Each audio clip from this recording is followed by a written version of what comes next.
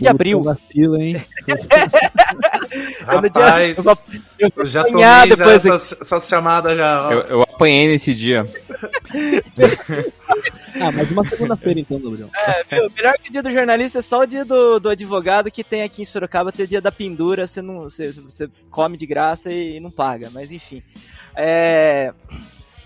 O Libero Badaroli, né, nasceu na Itália, no final do século XIX. Ele, em 1830, né, já no Brasil, né, o cara era, assim, bem letrado, assim, ele era jornalista, político e médico. Ele frequentou várias universidades na Itália antes de vir para o Brasil. Em 1830, ele fundou o jornal Observador Constitucional, e o Libero Badaroli era um opositor do Primeiro Reinado. Ele era um opositor do absolutismo representado aí pelo Dom Pedro I. E justamente essa crítica que ele fazia, e esse jornalismo liberal e anti-absolutista que ele promovia, fizeram com que recaísse sobre a morte dele a suspeita de ter sido a mando do Dom Pedro I. O Libero Badaró, alguns falam dia 20, outros dia 21, outros dia 22. Vamos trabalhar aqui com o dia 20 de novembro. De 1830, ele foi pego numa emboscada por um alemão chamado Stock, provavelmente a mando do Japiaçu, né? Os nomes bem interessantes aqui. Mas ele foi pego numa emboscada na rua, onde hoje recebe o nome dele, né? Rua Libero Badaró. E ele foi atingido por um tiro de pistola no abdômen. E ele agonizou durante um tempo ainda, quando ele proferiu, né, atribui-se a ele, que ele proferiu essas duas frases. Eles estavam tentando acudi-lo, né, porque ele estava muito mal, ele falou, não há necessidade, é a morte. E a outra frase que ele teria dito foi, morre um liberal, mas não a liberdade. Então ele se tornou um grande símbolo aí da liberdade de imprensa no Brasil, e surgiu todo um movimento após o falecimento dele contra o Dom Pedro I. Teve a Noite das Garrafadas e vários outros... Agravou a crise só, né, velho? Sim, só aprofundou a crise. E até que no dia 7 de abril o Dom Pedro renuncia em favor do seu filho, por isso que se atribui o dia do jornalista, né, que seria o desfecho de todo esse movimento. E outro cara... Pode falar, Luquinha. Pode falar, tio. Para concluir, outro cara que trouxe várias inovações também, que também era um republicano, também membro da elite, é o Casper Libero, até uma das mais renomadas faculdades de São Paulo de jornalismo, recebe o nome dele. Ele viveu no Brasil republicano, né?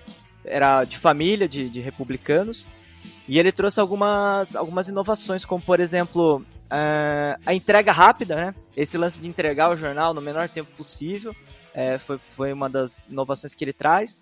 O jornal colorido, que ele importou uma técnica alemã, e ele passou a rodar algumas gravuras coloridas no jornal. E, para a alegria dos futeboleiros, aí, a Gazeta Esportiva, que só foi se concretizar em 1947, após o falecimento dele. Mas também foi um projeto que ele encampou. Inclusive, ele transmitia jogos por alto-falantes ali no Vale do Anhangabaú, que não tinha o rádio, né, difundido ainda na época, né, tal. Então ele fazia essa transmissão de jogos por alto-falantes.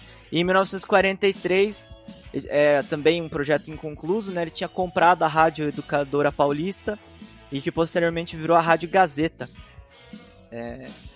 Daí o jornalismo radiofônico, no caso. São algumas contribuições desses liberais aí. Todos representantes, evidentemente, da elite, né? Mas que trouxeram algumas inovações para o Brasil e para a mídia brasileira. É que também o liberal, nesse contexto do século XIX, né, cara, é diferente de a gente olhar para um liberal hoje, né? Pelo menos no Brasil, hoje o liberal no Brasil está muito mais próximo de um conservadorismo do que do que algo mais não revolucionário, mas algo mais progressista, né? Sim. Que o liberalismo no Brasil ele sempre foi uma ideia fora do lugar, né? Um país com escravidão, com absolutismo, com um monte de gente que não podia votar, assim, eram umas ideias que não combinavam muito mesmo. Sim. No contexto da América Latina como um todo, né? Sim. A questão da colonização latina tem essa diferença marcante em como pensa que o Vargas sobe ao poder com a Aliança Liberal, velho. Sim. E o Vargas, né? Né?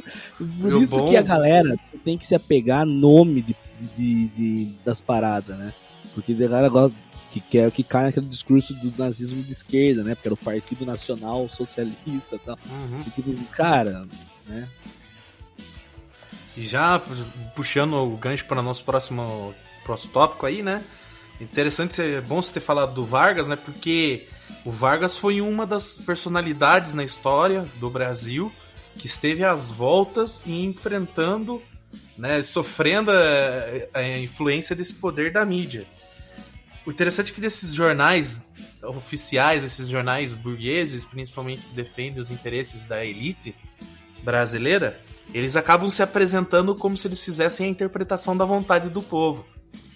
E durante a história brasileira, você tem inúmeros eventos onde isso foi colocado como verdade absoluta.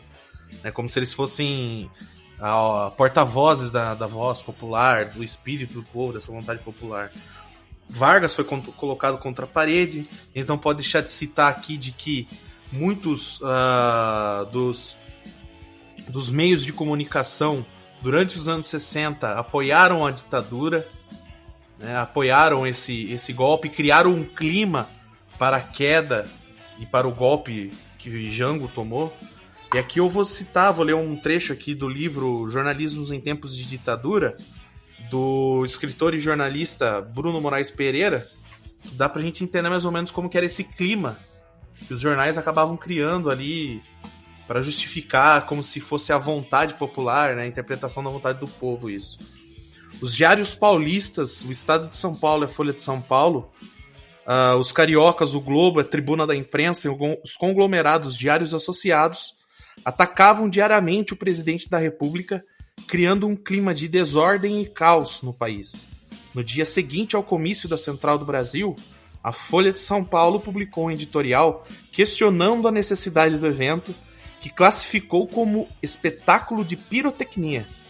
O jornal criticou as desapropriações de terra e das refinarias particulares de petróleo anunciadas no evento e comparou o presidente a Adolf Hitler, o chamando de pré-Führer, e convocou as forças armadas a reagirem. Preferirão ficar com o senhor João Goulart, traindo a Constituição e a pátria, ou permanecer fiéis àquilo que se deve defender, isto é, a Constituição, a pátria e as instituições? Que bom que isso nunca aconteceu mais, né? Rapaz, ainda bem que agora a gente... ainda bem que agora a gente tem um jornalismo isento, né?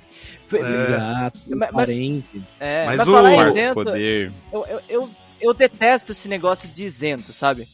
Exato. Eu acho que transparente é mais interessante. Olha... Porque... Acho que... Só pra concluir um negócio aqui, que acho que todo mundo que aprendeu isso na faculdade de História. Uma coisa que eu aprendi, cara, e isso mudou muito a forma de pensar tudo, assim. Sim. Não existe imparcialidade. Não, olha, Luquinha, diz um certo professor da Uniso, que já deu aula pra nós aqui, ele falava, a imparcialidade é uma forma de ingenuidade intelectual. Porque, cara, não tem como você ser imparcial. Não tem como, inclusive pra psicanálise não existe como a gente ser imparcial. Pra tentar transparecer isso pra galera, gente, esse negócio, todo mundo tem um processo histórico, todo mundo tem uma construção de vida, todo mundo tem... todo mundo consumiu autores, todo mundo aprendeu as coisas. Não tem como você não ser, você ser imparcial. E por quê? Porque o jornalista, o historiador, o professor, sei lá, qualquer um, cara, não tem como ser imparcial. Agora sim, uma coisa também que eu aprendi depois, mais pra frente, o jornal tem que ser imparcial. Agora, o jornalista, não tem como. Eu acho que...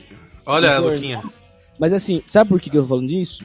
Eu acho que é uma parada pra gente discutir aqui mesmo. Porque... Mas apesar que ainda assim eu tenho a impressão de que nem o jornal, se for pensar bem, porque o jornal ele tem um dono, né, cara? Sim, ele responde a interesses. Mas aí tem uma questão que eu acho que o Luquinha quis dizer numa outra coisa. Quanto mais individual a gente exerce o que a gente faz, mais a gente pode cair na parcialidade. quando a gente tá em um corpo de pessoas maior e tudo mais e tal, a nossa parcialidade, ela é mais, tipo, ela passa por um crivo, uma crítica, né? Tipo, nesse sentido. Concordo sobre a questão do dono do jornal e tudo mais e tal. Eu gostaria... Mas você tem uma instituição, tipo, mesmo entre os historiadores, né? Pô, a gente tem a AMPU, a gente tem uma universidade, você passa por uma banca do projeto e tal. É todo esse crivo pra ver o... Mas nós somos orientados a falar sobre e dar o nosso lugar de fala, né? Então, o que eu gostaria mesmo, assim, de um novo jornalismo é que os jornais declarassem a sua parcialidade, falassem de que lado eles sambam. Por exemplo, o The Guardian, quais interesses, qual é a posição do The Guardian, para que o leitor ele possa se posicionar mediante aquela interpretação do real e interpretação daqueles fatos e possa julgar se aquilo é bom para ele, se ele concorda com aquela visão sobre a realidade.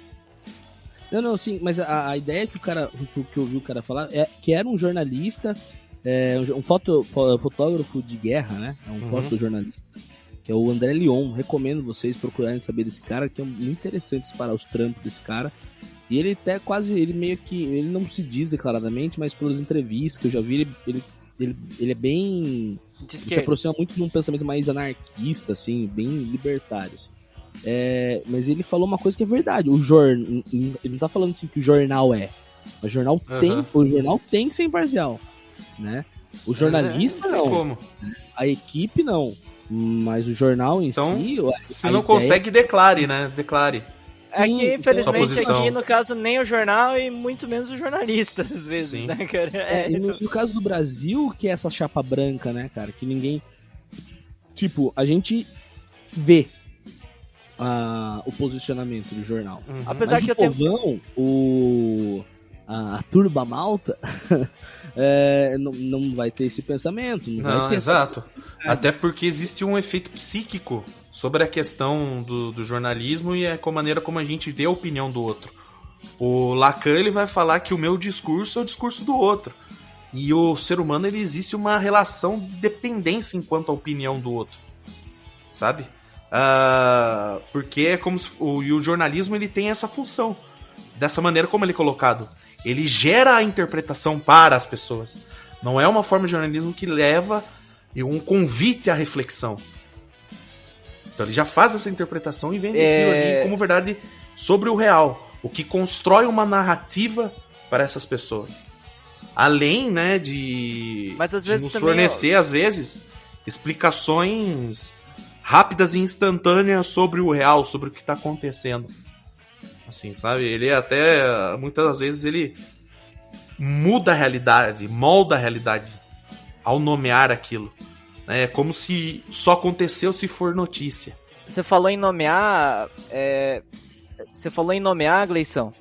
O lance da imparcialidade do jornal, o nome que se dá às coisas já indica muito sobre isso. Sim, é uma maneira de reconhecer a existência. Eu fui indagar Sim, então, e eu fui indagar um camarada uma vez que trabalhava no Jornal de São Paulo, né, num desses dois grandes aí, e era na época que tava tendo ocupação de escola, né, e aí tinha aquela disputa de discurso, né, quem apoiava a ocupação falava ocupação, né, e quem não apoiava falava invasão de escola, né.